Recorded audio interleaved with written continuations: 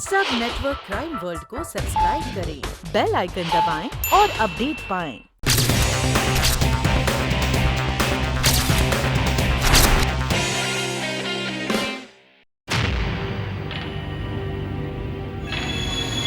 Taxi mechanic के बयान से तो लगता है कि सुनील ने खुद उसके किडनैपिंग का नाटक रचा है।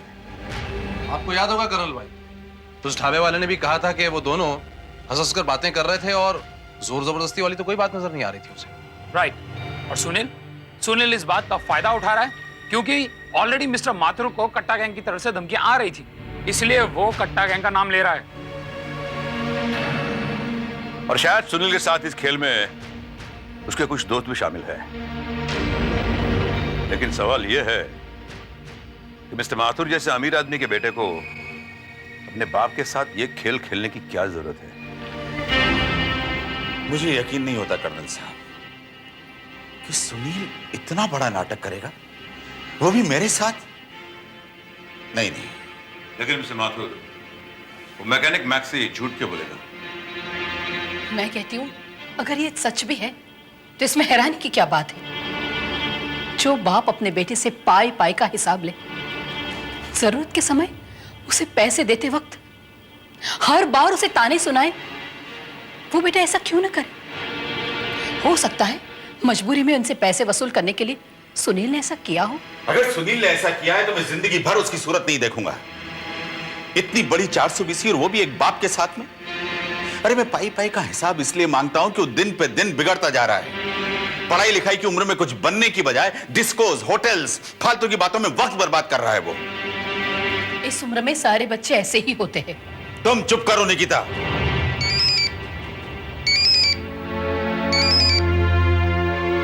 हेलो, चुपचाप घर लौटा बेशर्म। अरे मैं तुझे एक फूटी कोड़ी देने वाला नहीं हूं। आपको तो बेटे से ज्यादा अपनी दौलत प्यारी है। कर्नल साहब, प्लीज आप ही कुछ कीजिए।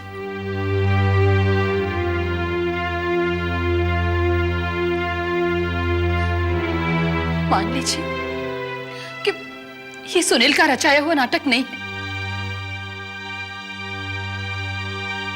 बल्कि सुनील सचमुच ही किडनैप हुआ।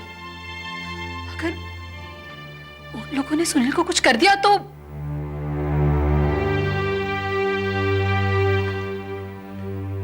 अगर सुनील को कुछ हुआ तो मैं आपको कभी माफ नहीं करूंगी।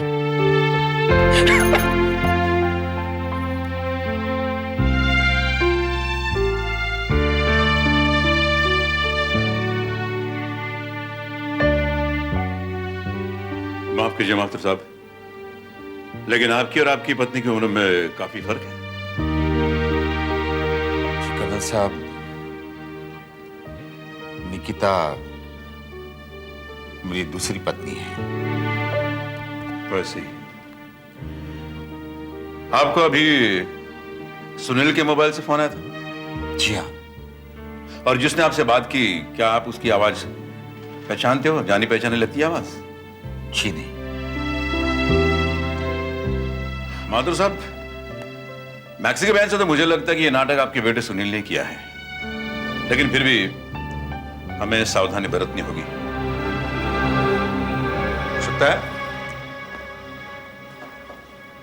कि सच्चाई कुछ और हो और वो वाकई किडनैप हो गया हो।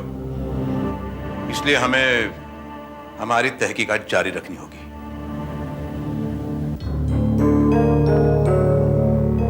कर्नल भाई, आखिर इस मामले की सच्चाई तक पहुंचने के लिए हमें क्या करना होगा? कर्नल, आई थिंक सबसे पहले हमें यह पता लगाना चाहिए कि अगर यह प्लान सुनील का है तो सुनील इस वक्त कहां छुपा हुआ है। क्यों?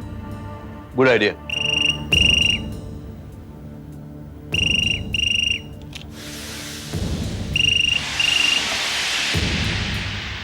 Hello, colonel Paramvir.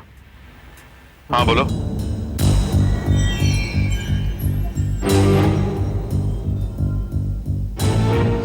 Oh no, लेकिन कहां? ठीक है, हम फौरन वहां पहुंचते हैं।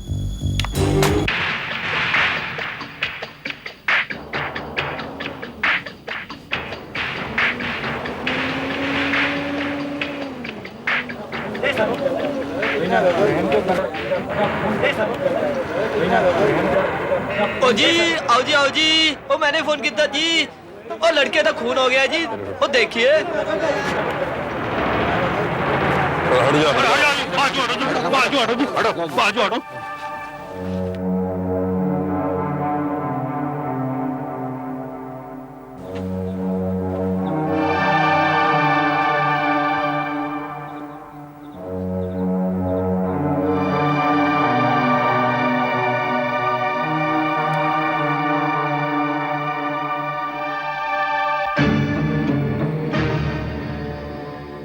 ये तो सुनील है, मिस्टर माथुर का बेटा। कर्नल भाई, लगता है इसको टपका दिया गया है। कर्नल, इसका कत्ल कौन कर सकता है? तुम्हें इस लाश के बारे में कैसे पता चला? मैं तो अपने ढाबे पे बैठा था जी। मैंने सुना कि एक जवान लड़के की लाश पड़ी है, तो देखने चला आया। देखा तो मैं फौरन पहचान गया कि ये तो वही लड़का है जिसकी आप उस दिन तलाश कर रहे थे जी। तो मैंने जब फट करके आपको फोन कर दिया। ये आपने अच्छा काम किया, थैंक यू वेरी मच। मैंने तो मेरा फर्ज पूरा किया है, थैंक यू की कोई बात नहीं।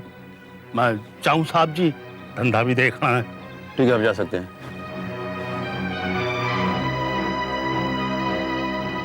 इकबाल, और लाश को पोस्टमार्टम के लिए भिजवाने का बंदोबस्त करो।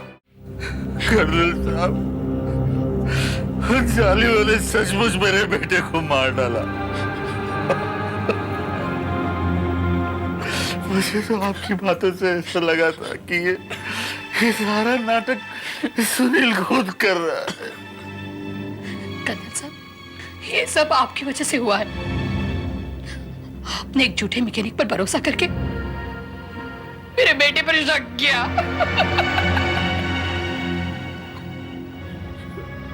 हौसला रखे निकिता जी, आपके बेटे की मौत का मुझे भी बहुत अफसोस है, लेकिन सच क्या ये कोई नहीं जानता। सच तो यह है कर्नल साहब कि 10 लाख के लिए एक बाप ने अपने बेटे की जान की परवाह नहीं की। अब बैठे रहिए सारी जिंदगी अपनी दौलत के साथ और तड़पी अपने बेटे के लिए। मुझे क्या मालूम था कि ऐसा हो जाएगा। मुझे मालूम होता तो 10 लाख क्या मैं अपनी सारी दौलत उन लोगों को दे देता। बहादुर साहब, आप मुझ पर भरोसा रखिए, मैं आपके बेटे के कातिलों को सजा दिलवा कर ही चैन लूंगा।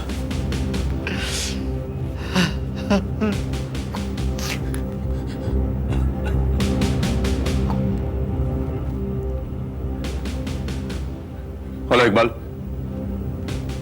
तुम दवा के साथ मुझे ऑफिस से बाहर मिलो। हमें अपोलो गैरेज दोबारा जाना होगा।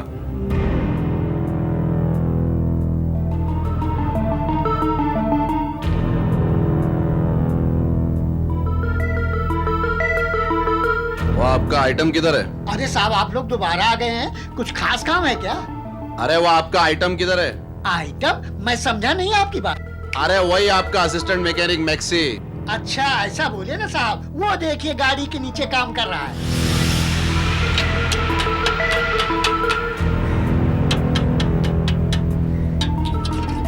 ए सेक्सी। डब्बा यहाँ सुर सही लगा, मैक्सी। हाँ वही भाई। ए मैक्सी, चल चल बाहर निकल, चल चल चल, आजा आजा, चल चल उठ रे। साहब, मैंने तो आप लोगों को सब कुछ सच सच बता दिया था ना साहब। अपुन ने सब कुछ सच सच बोला। सुनील ने बोला था कि आपको कुछ नहीं बताने का। बजाओ क्या अभी कान के नीचे? अरे सब कुछ तो बताया ना साहब आप लोग को। बता दिया, अब मैं बताता हूँ तेरे को। तेज को ये उठ। अरे साहब, मेरे मैकेनिक को मार रहे हैं, इसलिए कोई गलती की है क्या?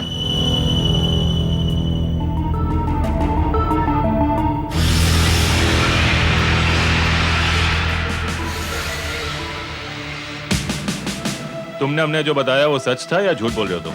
सच, बिल्कुल सच बोला था साहब, बिल्कुल सच बोला था। सुनील के साथ यहाँ और कोई आया था? हाँ साहब, उसका एक दोस्त आया था साहब, अपनी गाड़ी की सर्विसिंग करवाने के लिए साहब। उसी दिन? जी साहब। जिस दिन सुनील यहाँ आया था? जी साहब। तुम पहचानते हो उसे? नहीं साहब। पर उसका नाम पता सर हमारे कस्टमर के रजिस्टर पर लिखा होता साहब।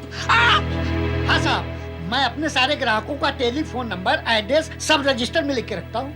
उसका नाम बताओ। हाँ साहब, उसका कार्ड भी है मेरे पास, मैं देता हूँ। साहब, ये रहा उसका कार्ड।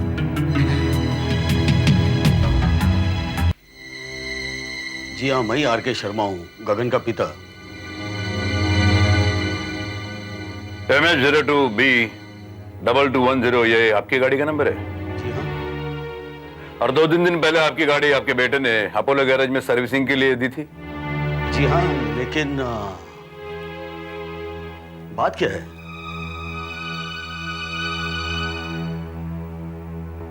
गगन कहाँ है? वो कल रात देर से लौटा हुआ है। कल अपने दोस्तों के साथ पिकनिक गया हुआ था और ऐसे भी उसकी तबीयत कुछ ठीक नहीं है। वो अपने कमरे में सोया हुआ है। उसका कमरा कहाँ है? लेकिन सर, आप मुझे बताएंगे बात क्या है? दरअसल बात यह है कि आप इकबाल,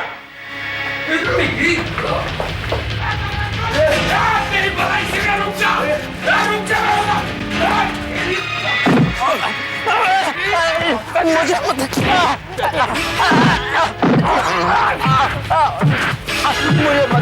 से बच के भागा। मुझे छोड़ दो, मुझे छोड़ दो सर, मुझे कुछ नहीं पता, मुझे छोड़ दो। तो फिर भाग क्यों रहे थे?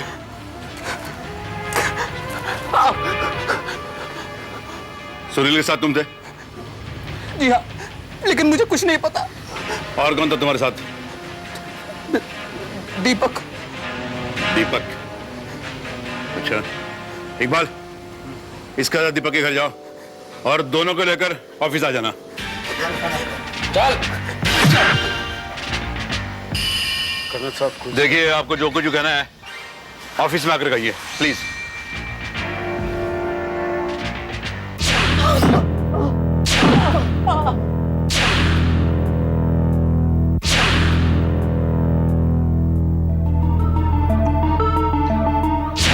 कर्नल, ये चंपक है। चंपा, दीपक। हाँ वही, ये भी सुनील का दोस्त है।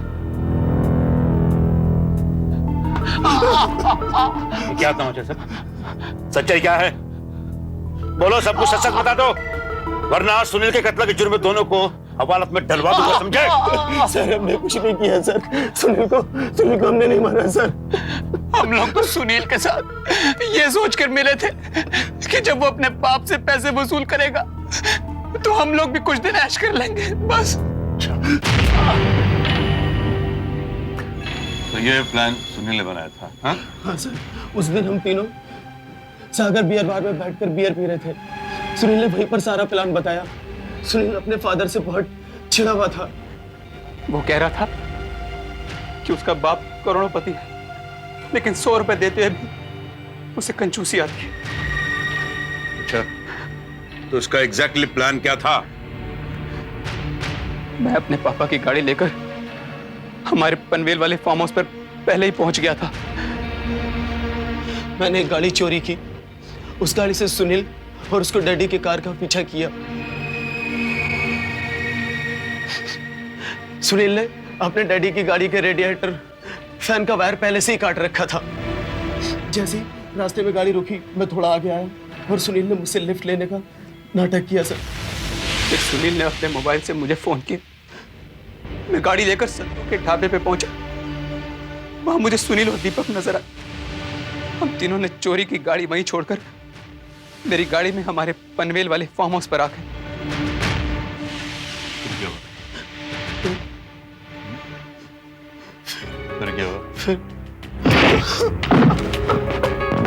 फिर सर, हमने सुनील के मोबाइल से कट्टा गैंग का आदमी बनकर उसके डैडी को फोन किया।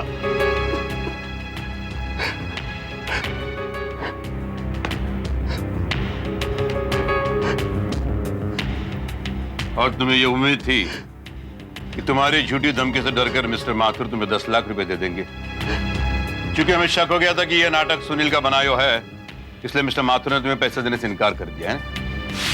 उसी रात को जब हम लोग फार्म हाउस पर बैठकर बियर पी रहे थे कि अचानक कहीं से एक नकाबपोश आया और पिस्तौल दिखाकर सुनील को अपने साथ ले गया। डर गए थे, इसलिए हमने किसी को कुछ भी नहीं बताया। और फिर पता चला सुनील का खून हो गया।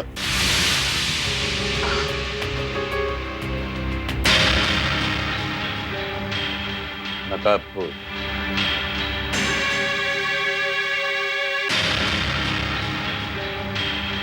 इकबाल, जब तक असली कातिल का पता नहीं चल जाता, इन दोनों को अपनी हिरासत में ले लो।